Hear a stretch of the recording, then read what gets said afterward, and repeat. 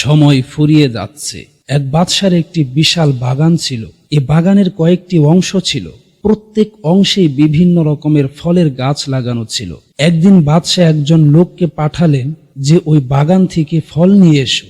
তুমি চেষ্টা করবে ভালো ফল আনতে, তাহলে আমি খুশি হয়ে তোমাকে পুরস্কৃত করব। কিন্তু আমার একটি শর্ত আছে, তা হলো বাগানে যে স্থান দিয়ে একবার প্রবেশ করবে সেখানে দ্বিতীয়বার যেতে পারবে না। এরপর সে লোকটি কাজ হাতে নিল। বাগানে প্রবেশ করেই এক অংশে দেখতে পেল অনেক ভালো ভালো ফল হয়েছে। সে মনে মনে ভাবল, এখান থেকে ভালো ফল দেখে ছিঁড়ে নেই। আবার ভাবল, এত সুন্দর বাগান, সামনে মনে হয় আরো সুন্দর ফল আছে, সামনের অংশ দেখেনি। সে যখন পরবর্তী অংশে প্রবেশ করলো, দেখলো সেখানে আরো ভালো ফল আছে। মনে মনে ভাবলো এখান থেকেই ফল ছিঁড়ব।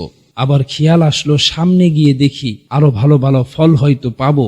সেখানে গিয়ে দেখলো সেখানে পূর্বের চেয়ে আরো ভালো ফল ধরেছে। সে ভাবলো এখান থেকে ফল ছিঁড়ব। অন্তরে খেয়াল আসলো শেষ অংশে গিয়ে দেখি হয়তো সেখানে আরো ভালো ফল আছে। সে যখন শেষ অংশে প্রবেশ করলো, দেখলো সেখানে কোনো ফল নেই, শুধু গাছ।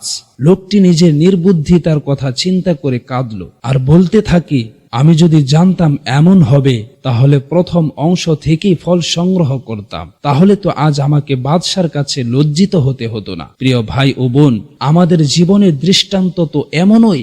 আমার জীবনের প্রত্যেকটা দিন আমার জন্য গুরুত্বপূর্ণ। এই দিনগুলো যদি এভাবে অবহেলা করে পার করি তাহলে পরকালে কান্নার শেষ থাকবে না।